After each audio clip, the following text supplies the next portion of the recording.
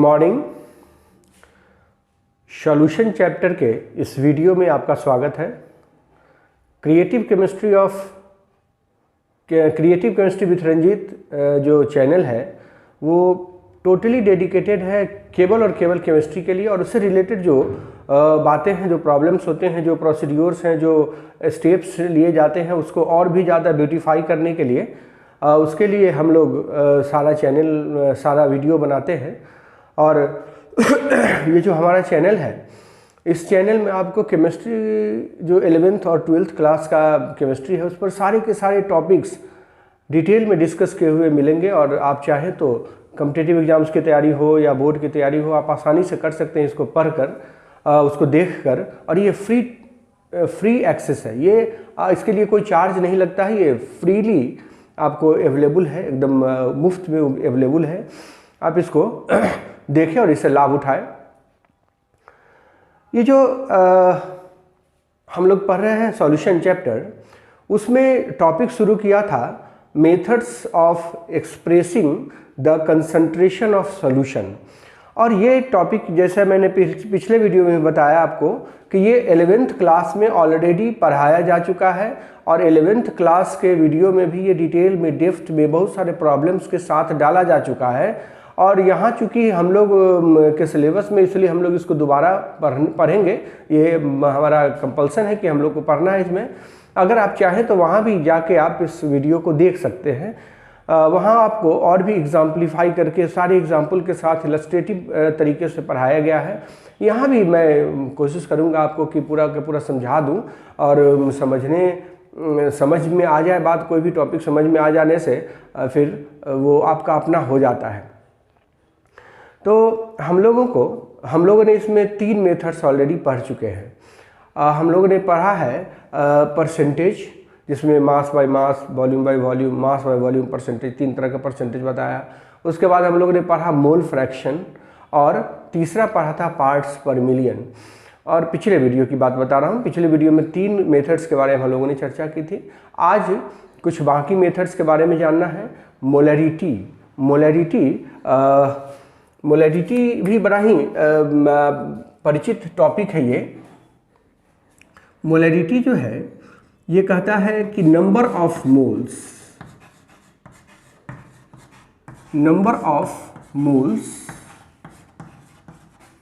Of solute, जो solute हम ले रहे हैं, solute present in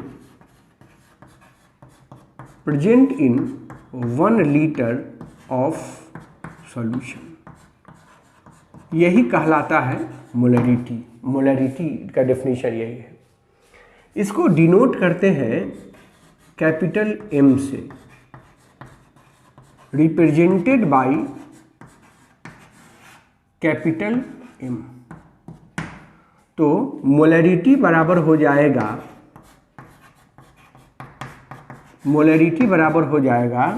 number of moles of solute by volume of solution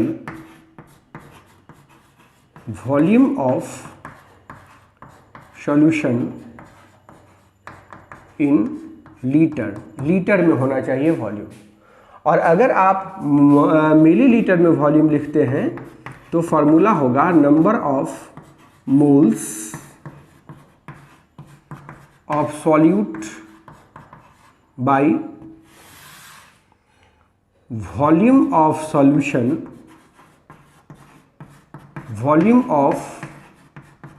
solution in millilitre. अगर हम मिलीलीटर में लिखते हैं तो आप समझते होंगे कि 1000 से यहाँ मल्टीप्लाई करना होगा, क्योंकि एक लीटर में 1000 मिलीलीटर होता है। तो ये हमने इसमें मल्टीप्लाई कर दिया। अब आप जानते हैं, वी नो दैट, हम नंबर ऑफ मोल्स की बात करेंगे, तो होता है गिवन मास बाई मोलर मास। यही तो होता है, गिवन मास बाई मोलर मास। और अगर हम सॉल्यूट की बात करें number of moles of solute, तो मैंने आपको एक एब्रिविएशन का कन्वेंशन समझाया था W2/M2। 2 हम लोग एब्रिविएशन इस्तेमाल करते हैं सॉल्यूट के लिए और सॉल्वेंट के लिए एब्रिविएशन 1 इस्तेमाल करते हैं। तो W2/M2 हो गया इसका number of moles of solute. तो अब अगर हम मोलरिटी लिखना चाहते हैं, नाउ मोलरिटी ये हो जाएगा W2 × 1000 by M2 × V millilitre में होगा और तब ये फॉर्मूला हो गया। यहाँ आप देख लीजिए कि मोलरिटी वॉल्यूम पे डिपेंड करता है। Molarity depends upon volume, depends upon volume, ये वॉल्यूम पे डिपेंड करता है। And volume is temperature dependent, volume is temperature dependent, temperature dependent volume जो है वो टेम्परेचर डिपेंडेंट है, इसीलिए हम लोग कहते हैं hence molarity is also, molarity भी टेम्परेचर डिपेंडेंट होगा। मतलब ये हुआ कि टेम्परेचर बदलने से मोलरिटी का जो डाटा है वो भी बदल जाएगा। तो आप समझ रहे हैं कि जो बदल जाए बार बार, कोई भी चेंज होने से जो बदल जाए उसकी विश्वसनीयता कम होती है, उसकी रिलायबिलिटी कम होती है। इसलिए हम लोग ये कहते हैं कि hence molarity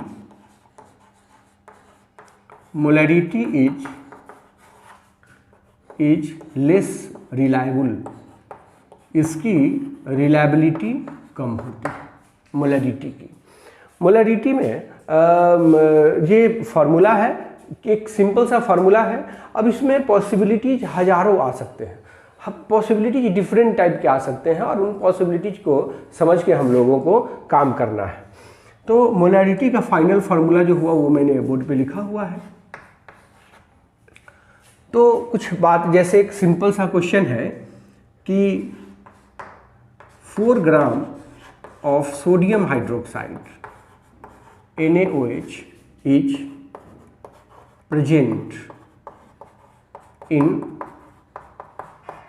its 250 ml of solution। Sodium hydroxide का सॉल्यूशन जो है वो 250 ml है, जिसमें 4 ग्राम सोडियम हाइड्रोक्साइड प्रेजेंट है। तो कहता है कि मोलरिटी इसका क्या होगा, इसकी मोलरिटी आपको पता करनी है, मोलरिटी इसकी क्या होगी। तो सीधा सा इसका सॉल्यूशन है कि इसका पहले मोलर मास सोडियम हाइड्रोक्साइड का निकाल लेना है। Molar mass of sodium hydroxide NaOH, आप जानते हैं इसका मोलर मास 40 ग्राम होता है, 40 ग्राम मोलर मास हुआ। ये सब ऑलरेडी, अगर आपको मोलर मास में कोई डाउट हो रहा है तो आप 11th क्लास के वीडियो में जाइए और वहाँ मोल कंसेप्ट जब शुरू किया था वहाँ आपको सब एकदम डिटेल में मोलर मास ग्राम में ही क्यों लिखते हैं, ये वगैरह वगैरह बहुत सारी बातें आपको वहाँ मिल जाएगी। सारा एकदम डिस्कस किया हुआ है, डेप्थ में डिस्कस किया हुआ है, बड़ा ही माइन्यूटली उसको पढ़िए और सारा कंसेप्ट क्लियर हो जाएगा।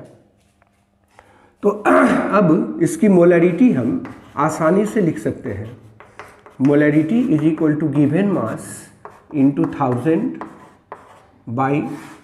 By molar mass into volume 250। तो देखिए इससे ही कट गया, एक जीरो से एक जीरो कट गया, 4 से ये 4 कट गया, तो ये हो जाएगा, इससे ये भी कट गया, तो 10/25, तो 0.4 मोलर इसका आंसर है।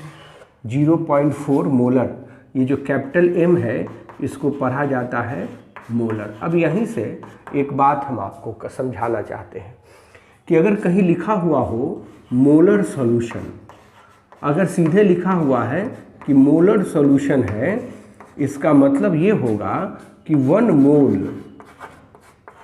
Mole of that compound is present in 1 litre.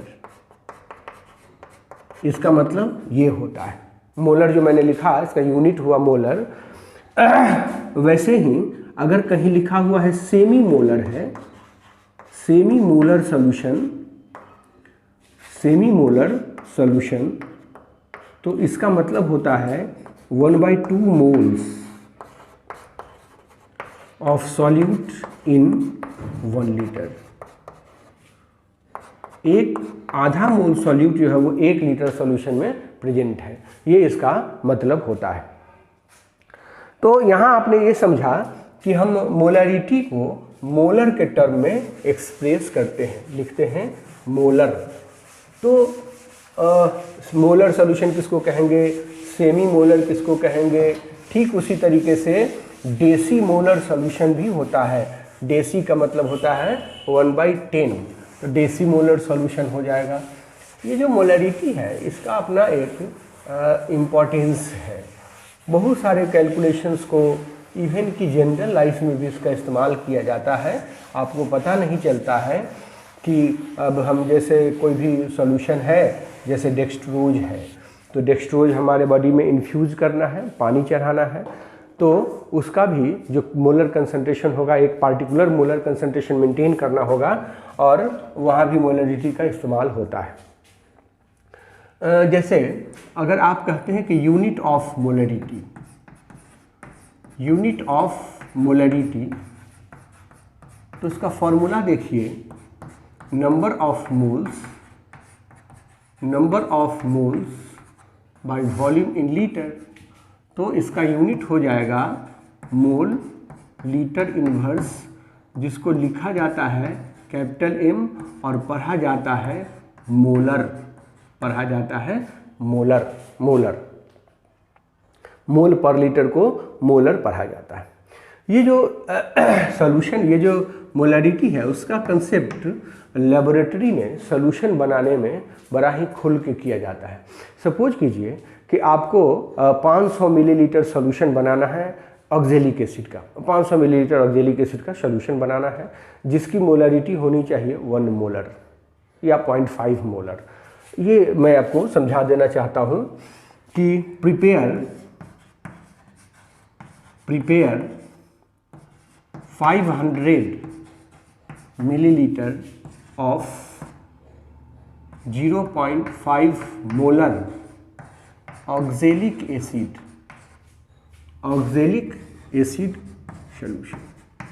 मैं इसका आपको इम्पोर्टेंस बताता हूँ कि अगर मुझे ये सॉल्यूशन बनाना है तो मुझे करना क्या होगा। पहले तो ये समझना है कि सॉल्यूट जो है वो है ऑक्जेलिक एसिड, जिसका फार्मूला होता है C2H2O4 into 2H2O, 2 water of crystallization इसमें होता है।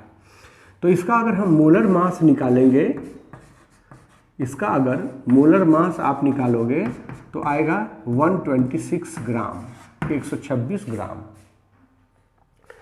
तो हमें मालूम क्या क्या है, मोलरिटी मालूम है हमको, मोलरिटी दिया हुआ है 0.5 मोलर, वॉल्यूम कितना बनाना है 500 मिलीलीटर, 500 मिलीलीटर, ये इतना वॉल्यूम होना चाहिए। तो अब हमको पता ये करना है कि कितना ग्राम ऑक्जेलिक एसिड लें। तो देखिए molarity 0.5 is equal to given mass into 1000 by molar mass, तो 126 इंटू वॉल्यूम 500 ml तो बनाना ही है। तो इसको सॉल्व करेंगे हम, ये कट जाएगा 2 बार। तो इसको अगर हम सॉल्व करते हैं, W2 is equal to 0.5 into 126/2, तो ये हो जाएगा 63/2। तो W2 हुआ 31.5 ग्राम। अब आप समझ लीजिए कि हम एक सैंपल जो होगा ऑक्जेलिक एसिड का, उसका 31.5 ग्राम वजन करेंगे, उसको एक मेजरिंग फ्लास्क में, मेजरिंग फ्लास्क होता है, मैं आपको समझा देता हूँ। मेजरिंग फ्लास्क ऐसा होता है, मेजरिंग फ्लास्क जिसमें यहाँ पर गोल बना हुआ रहता है और यहाँ लिखा रहेगा 500 मिलीलीटर, तो इसमें अगर पानी भर के यहाँ तक कर दीजिएगा तो वो 500 मिलीलीटर का वॉल्यूम होगा, और अगर 250 लिखा है तो 250 वॉल्यूम होगा। इसको कहते हैं मेजरिंग फ्लास्क, मेजरिंग फ्लास्क। और इस मेजरिंग फ्लास्क में क्या करना है कि 31.5 ग्राम ऑक्जेलिक एसिड को ट्रांसफ़र कर देना है। थोड़ा सा पानी मिला के, ऑक्जेलिक एसिड सॉल्युबल होता है वाटर में, उसको डिजॉल्व करा लेना है। उसके बाद पानी मिलाकर इसको इतना पूरा कर देना है। ये प्रोसेस है ऑक्जेलिक एसिड के सॉल्यूशन बनाने का। और बहुत सारे काम में बहुत सारा आपको प्रोसेस करना हो, अगर कैलकुलेशन टाइट्रेशन करना हो, किसी का स्ट्रेंथ निकालना हो, किसी का क्वांटिटेटिव एनालिसिस करनी हो, तो आपको ये काम एकदम 100% करना ही पड़ेगा। लेबोरेटरी में प्राइमरी स्टेज में यही सब तो करते हैं बच्चे, यही सब सीखते हैं कि सॉल्यूशन कैसे बनाएंगे, किसी का बॉइलिंग पॉइंट कैसे निकालेंगे, मेल्टिंग पॉइंट कैसे निकालेंगे। तो उसके लिए हमको ये सब पता तो होना चाहिए। तो हमको करना क्या है कि मेजरिंग फ्लास्क में 31 ग्राम ऑक्जेलिक एसिड को ट्रांसफ़र कर देंगे, और 31.5 ग्राम ऑक्जेलिक एसिड में थोड़ा सा पानी मिला के उसको डिजॉल्व करा लेंगे। अगर उसमें पूरा का पूरा पानी पहले ही भर दीजिएगा तो उसको डिजॉल्व कराने में दिक्कत होगी, इसलिए थोड़ा सा पानी मिला के पहले उसको डिजॉल्व करा लेना है। और डिजॉल्व कराने के बाद जब वो डिजॉल्व हो जाए तो उसमें पूरा पानी मिला के और उस निशान तक पूरा कर देना है, और उसका वॉल्यूम हो जाएगा 500 ml। और इस तरह से हम लोग सोल्यूशन बना लेंगे। तो ये प्रोसेस मैं यहाँ लिख देता हूँ। Transfer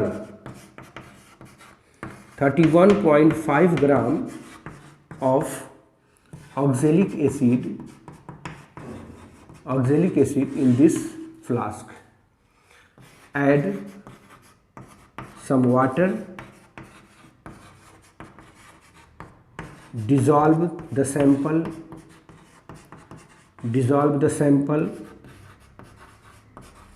and make the volume 500। पानी मिलाकर उसमें उसका वॉल्यूम 500 कर दीजिएगा, और इस तरह से आपका सॉल्यूशन तैयार हो जाएगा। तो आपने देखा ना कि हम मोलरिटी का इस्तेमाल कर रहे हैं एक सॉल्यूशन बनाने में। हमारे पास कैलकुलेशन, वो सब कैलकुलेशन पर बेस्ड है, और उसके बाद तो प्रोसेस करना है, कितना ग्राम हमको ऑक्जेलिक एसिड का सैंपल लेना है, उसमें कैसे उसको करना है, ये तो प्रोसेस की बात है, तो कर लेते हैं। तो ये बात हुई कि हम उसमें वो सॉल्यूशन हमने बना लिया। अब जैसे सपोज कीजिए कि एक और भी प्रोसेस आपसे पूछा जा सकता है। लेबोरेटरी में जब से ही आप जाइएगा तो वहाँ बहुत सारे सॉल्यूशंस रखे होते हैं, और कहा जाएगा कि कोई सैंपल नहीं है, कोई कंपाउंड नहीं है, उसी सॉल्यूशन से दूसरा सॉल्यूशन आपको बनाना है, उसी सॉल्यूशन से दूसरा सॉल्यूशन बनाना है। जैसे कहता है कि prepare 250 ml of 0.5 milliliter of oxalic acid ही लेते हैं from 2 molar oxalic acid solution.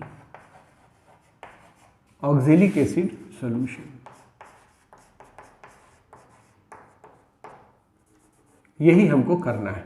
मतलब ये हुआ कि जो सॉल्यूशन दिया हुआ है, मैं आपको समझा देना चाहता हूँ कि ये सॉल्यूशन दिया हुआ है, इसमें ऑक्जेलिक एसिड है और उसका ऑलरेडी मोलरिटी हमको मालूम है, 2 मोलर ऑक्जेलिक एसिड है। ये कितना है इससे हमको मतलब नहीं है, ये पूरा भरा हुआ है, ये इतना ऑक्जेलिक एसिड है। और इससे हमको बनाना है टू प्रिपेयर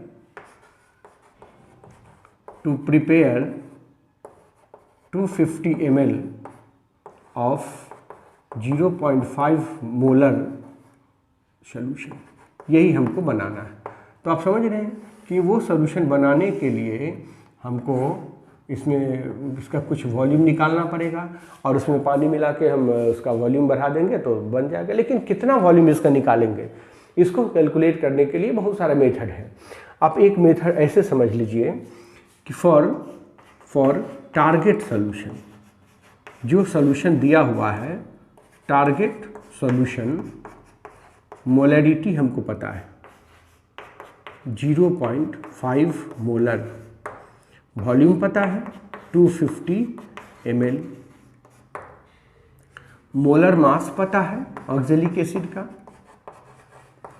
मोलर मास अभी निकालें 126 ग्राम, तो गिवन मास कितना होगा यही तो पता कर लेना है। तो गिवन मास हम निकाल लेते हैं पहले। तो मोलरिटी हो गया 0.5, तो गिवन मास पता नहीं है, into 1000 by molar mass 126 into 250, तो इससे ही कट जाएगा 4 बार। तो W2 जो होगा वो 126 बाई इंटू 0.5 बाई 4, तो इसको डिवाइड करना होगा। 31.5 का भी आधा 15.75, इतना ग्राम ऑक्जेलिक एसिड चाहिए हमको। अब हमको ये मालूम करना है कि जो गिवन सॉल्यूशन है उसके कितना मिलीलीटर में इतना ग्राम है, उतना मिलीलीटर निकालेंगे। तो फ्रॉम गिवन सॉल्यूशन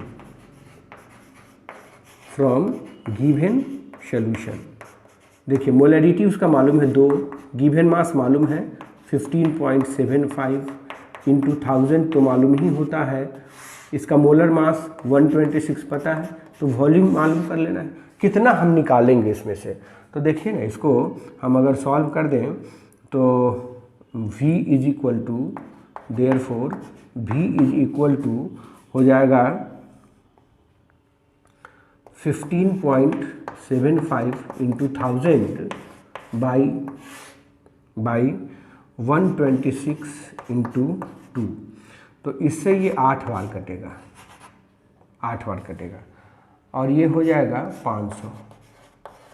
तो 500 में 8 से भाग दीजिए, 8 6 48, 2 8 दूना 16, 8 62.5 मिलीलीटर अगर इसमें से निकाला जाए, किसमें फिर डालेंगे, फिर हम लोग इसमें से 62.5 मिलीलीटर निकाल के एक मेजरिंग फ्लास्क में डालेंगे और उसको उसमें फिर पानी मिला के हम कितना कर देंगे 250 ml, इस पर 250 ml का मेजरिंग फ्लास्क लेंगे और उसमें हम 62.5 मिलीलीटर ऑक्जेलिक एसिड जो निकालेंगे 2 मोलर में से, और उसमें उसका पानी मिला के 250 ml कर देंगे और तब उसका मोलरिटी 0.5 हो जाएगा।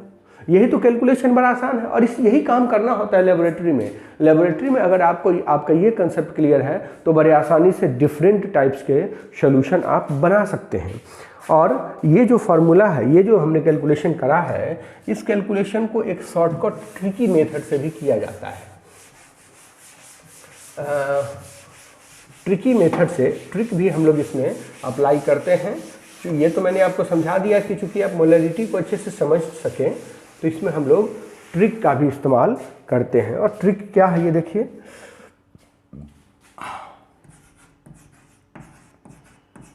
Shortcut method. इसके लिए शॉर्टकट मेथड भी है कि M1V1 बराबर M2V2 का हम सहारा लेते हैं। M1V1 बराबर M2V2, जिसमें M1 जो है वो है मोलरिटी ऑफ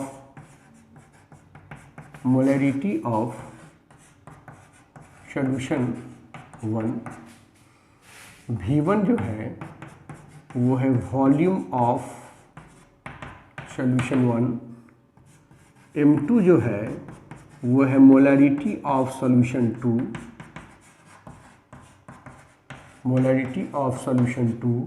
और V2 जो है वो है वॉल्यूम ऑफ सॉल्यूशन 2। तो ये फॉर्मूला से हम लोग कैलकुलेट करेंगे। तो देखिए ना, M1 दिया हुआ है 2 मोलर, V1 मालूम नहीं है, मतलब इसमें से कितना वॉल्यूम निकालेंगे। M2 हमको मालूम है 0.5 मोलर और इसका V2 भी पता है 250 मिलीलीटर। तो देखिए इससे हम M1V1 बराबर M2V2, now M1V1 is equal to M2V2 का यूज़ करें तो M1 हो गया 2, V1 पता नहीं है, M2 हो गया 0.5 और 250 ये हमको पता है। तो V1 कितना मिलीलीटर निकालेंगे, 0.5 इंटू 250, 250/2। तो देखिए इससे 125 हो गया, 125 हो गया बाई 2, 62.5 मिलीलीटर। देखिए वही आंसर आया ना।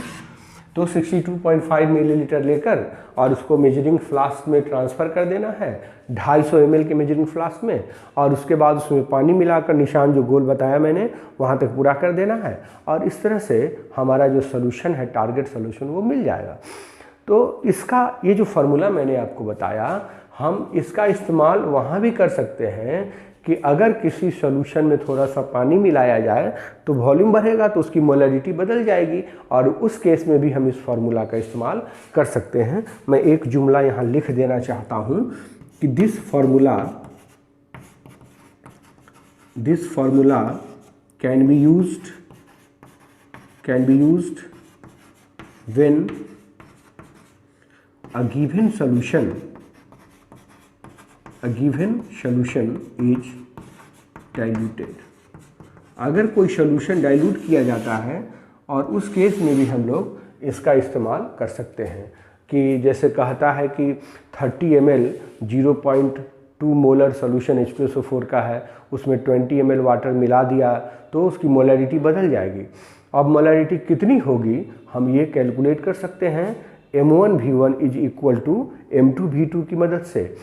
बड़ा आसान होता है, ये बड़ा ही आसान हो जाता है, और ये आपका आंसर भी मिल जाएगा। लेकिन इसका इस्तेमाल तब करना चाहिए जब आपको सब कुछ समझ में आ रहा हो। ऐसा नहीं कि केवल ट्रिक सीख लिया और मोलरिटी में अगर बात बदल गई, डाटा बदल गया, पॉसिबिलिटी बदल गई, तो हम नहीं बना पाएंगे। तो इसलिए मोलरिटी को समझिए, और समझने के बाद अगर ट्रिक इस्तेमाल करते हैं वो ज़्यादा इफेक्टिव होता है। तो ट्रिक पहले नहीं, ट्रिक समझने के बाद ट्रिक इसलिए इस्तेमाल करना है क्योंकि हमें समय की बचत करनी है।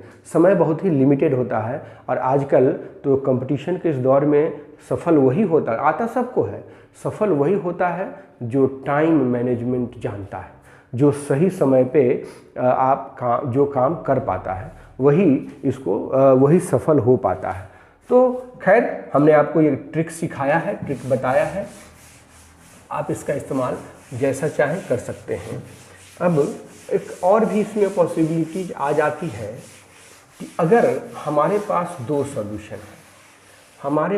सॉल्यूशन है, सेम कंपाउंड के कंडीशन है कि सेम कंपाउंड के हैं, और उनको हम मिला देते हैं। तो मिला देने से क्या होगा कि एक सॉल्यूशन बनेगा जिसकी मोलरिटी बदल जाएगी, क्योंकि वो वॉल्यूम पे डिपेंड करता है। तो वॉल्यूम बदल जाएगा, इसलिए मोलरिटी भी बदल जाएगी, और मोलरिटी बदल जाएगी कितनी होगी ये कैलकुलेट करना है। सपोज कीजिए if two solutions of the same compound का दो सॉल्यूशन दिया हुआ है आर की भाई, एक है सॉल्यूशन 1,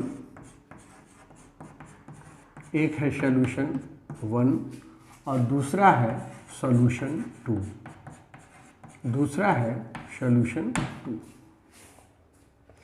सॉल्यूशन 1 की मोलरिटी M1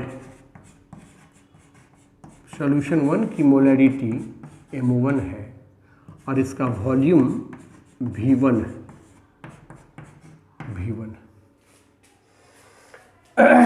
सॉल्यूशन 2 की मोलरिटी M2 है, और सॉल्यूशन 2 का वॉल्यूम V2 है। कहता है इन दोनों सॉल्यूशंस को मिला दिया गया, दे आर मिक्स्ड टुगेदर।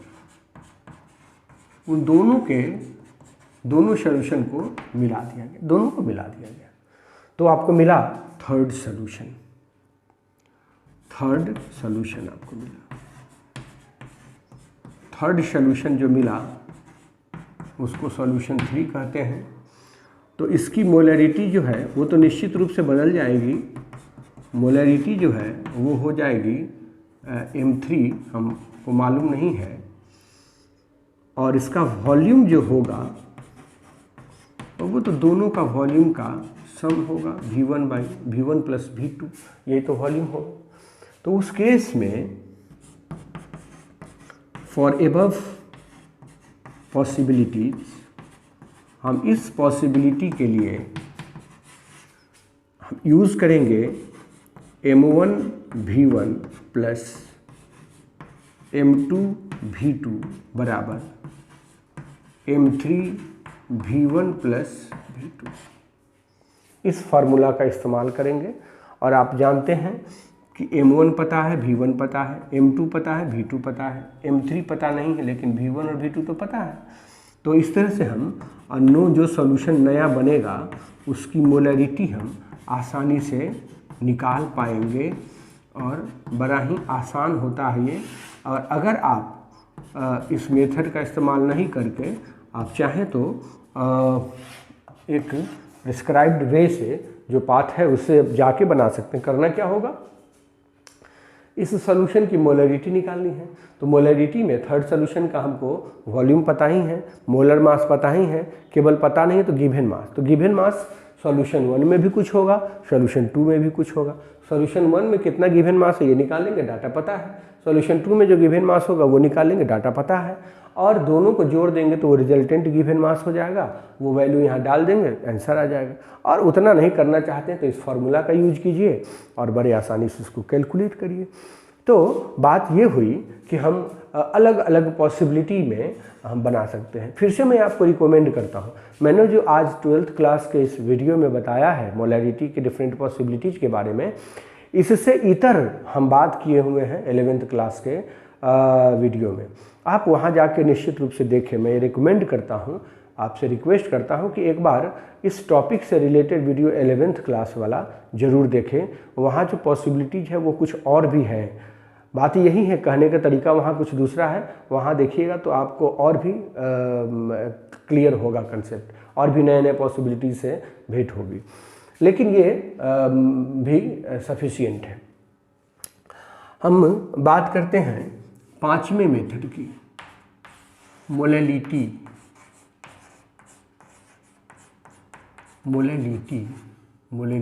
एक टर्म है मोलैलिटी। मोलैलिटी का डेफिनेशन होता है total number of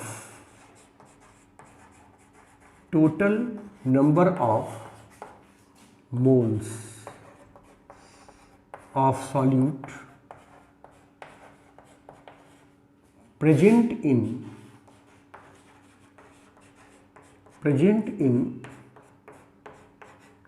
1 kg of solvent। 1 kilo solvent में total number of moles of solute जितने होंगे वही उसकी मोलैलिटी कहलाएगी। मोलैलिटी को रिप्रेजेंट किया जाता है, it is denoted by small m से डिनोट किया जाता है। मोलैलिटी इज इक्वल टू हो जाएगा number of moles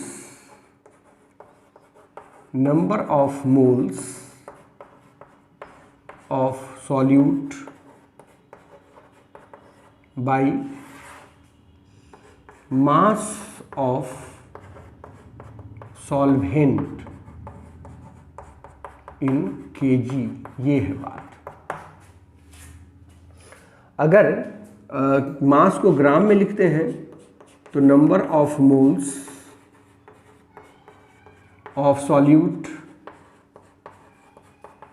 bye mass of solvent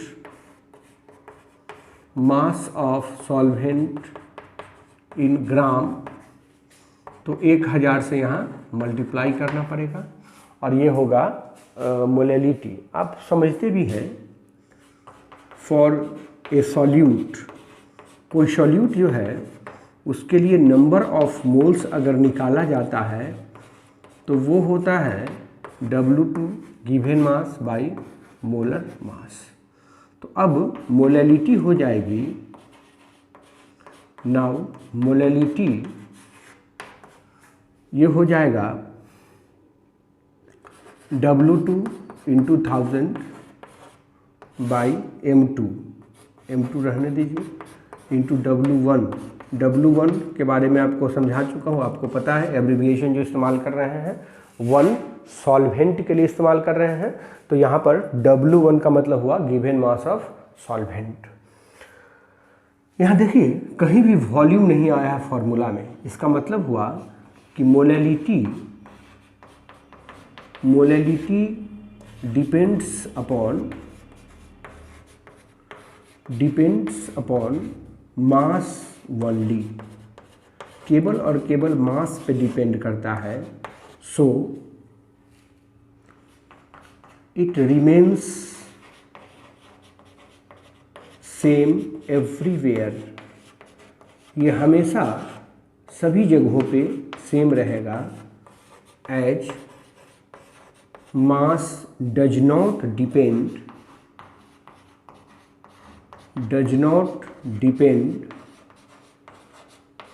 upon temperature, mass temperature पे डिपेंड नहीं करता है, इसलिए ये सभी जगह एक जैसा वैल्यू इसका रहेगा। और यही कारण है कि मोलैलिटी की रिलायबिलिटी ज़्यादा है। तो हम ये कहेंगे कि molality is more reliable than others में मोलैलिटी ही कहेंगे कि molality is hence molality is more reliable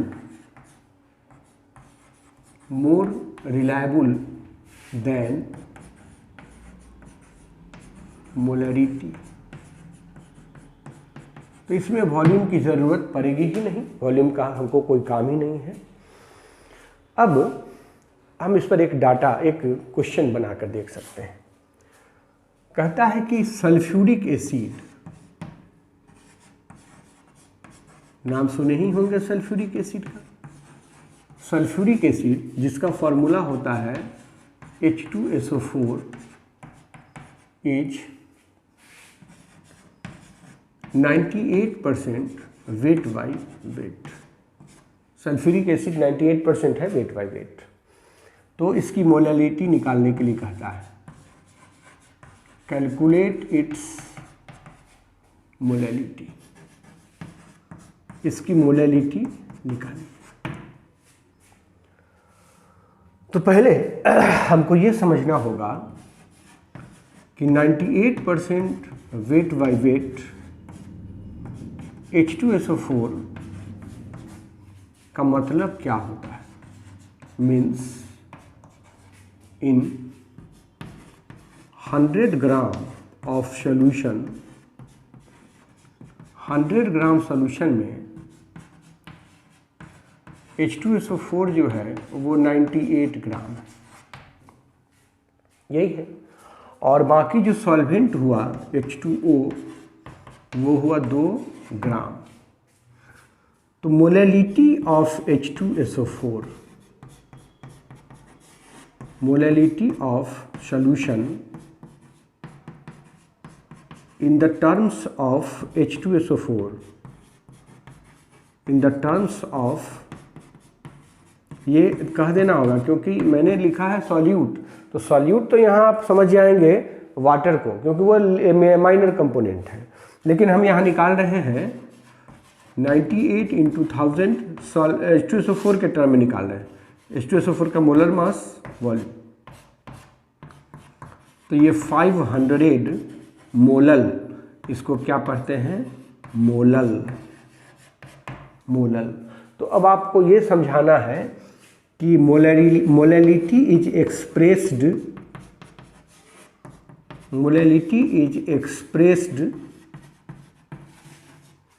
in the terms of molal. क्या लिखते हैं हम लोग मोलल, इसको पढ़ते हैं। और मोलल का मतलब हुआ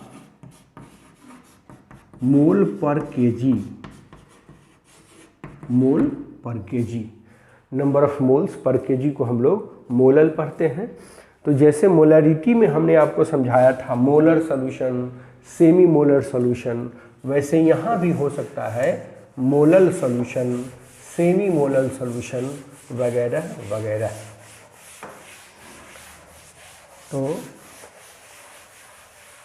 मोलरिटी के जैसा ही similar to molarity, similar to molarity, यहाँ भी होता है मोलल सॉल्यूशन, मोलल सॉल्यूशन, जिसका मतलब होता है 1 मोल of solute in 1 kg of solvent, इसका यह मतलब होता है। वैसे ही सेमी मोलल सॉल्यूशन भी होता है, सेमी मोलल सॉल्यूशन ये भी होता है। इसका मतलब होता है 1/2 mole of solute in 1 kg of solvent, ये कहा जाता है। यहाँ एक बात हम आपको समझाना चाहते हैं कि अगर हमारे पास मोलरिटी निकालने का डाटा है तो हम उससे मोलरिटी भी निकाल सकेंगे। कैसे, ये देखते हैं एक एग्जाम्पल से कि nitric acid is 68% weight by weight. Calculate molality. Calculate molality, ये पहली बात हुई। कहता है कि what will be the molarity? What will be the molarity if density of solution is 1.504 ग्राम पर मिलीलीटर।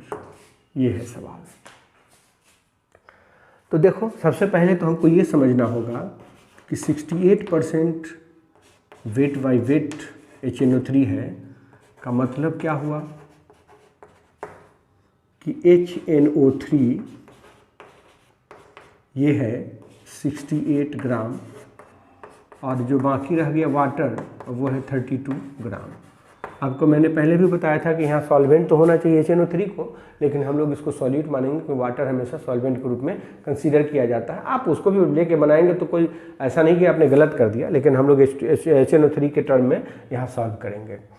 तो मोलैलिटी हम निकाल देते हैं, मोलैलिटी निकाल देते हैं, बड़ा आसान है।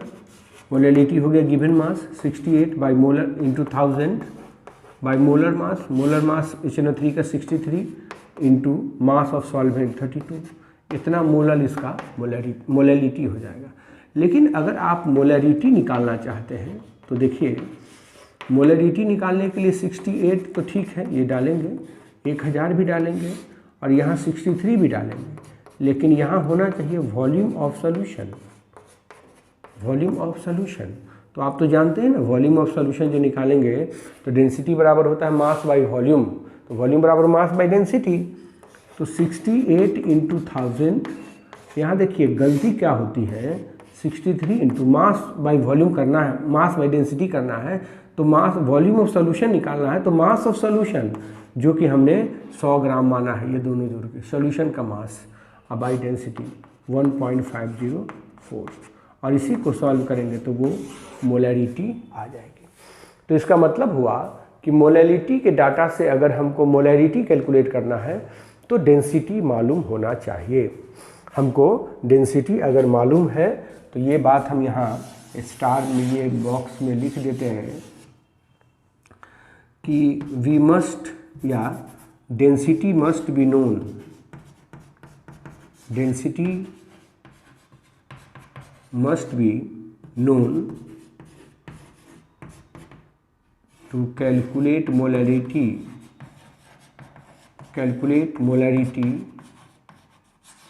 from molality। अगर किसी का मोलैलिटी दिया हुआ है तो हमको डेंसिटी भी दिया हुआ रहेगा, तभी उस डाटा से हम मोलैलिटी निकाल पाएंगे। और इस तरह से हम लोगों ने 2 मेथड्स आज पढ़ा है, डिटेल में पढ़ा है, और मैं समझता हूँ कि इससे आपको बहुत लाभ पहुँचेगा और आप समझ भी गए होंगे।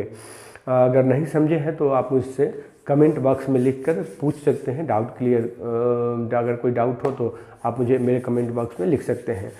एक बार इस वीडियो के अंत में मैं आपसे गुजारिश करूंगा कि आप मेरे चैनल को सब्सक्राइब करें। अगर आप मेरे नए व्यूअर हैं तो आप मेरे चैनल को सब्सक्राइब करें और हर एक वीडियो को लाइक देना ना भूलें। एक लाइक हमारा हौसला बढ़ाता है, और बेल आइकन को प्रेस करना ना भूलें ताकि आपको नोटिफिकेशन ससमय मिल जाए। हम जो आपके लिए इतना मेहनत कर रहे हैं और आपके लिए वीडियो बना रहे हैं, आप तक पहुंचा रहे हैं, सभी बच्चों को इससे लाभ हो, तो हमारा एक हक भी बनता है कि आप हमको एक लाइक दें। और हम लोग नेक्स्ट वीडियो में नए टॉपिक्स नॉर्मलिटी और फॉर्मेलिटी को डिस्कस करेंगे। ये वीडियो बहुत लंबा हो जाएगा, मैं तो सोच रहा था कि इसी में डिस्कस कर लेता, लेकिन ये वीडियो बहुत लंबा हो जाएगा। तो नॉर्मलिटी और फॉर्मेलिटी 2 मेथड्स बच गए हैं और भी कंसंट्रेशन के, उसको हम लोग डिटेल में टेकअप करेंगे, नए तरीके से टेकअप करेंगे, और तब नया टॉपिक शुरू होगा सॉल्युबिलिटी, हम लोग उस पर आएंगे। तो नेक्स्ट वीडियो में फिर से आपसे मुलाकात होगी। धन्यवाद।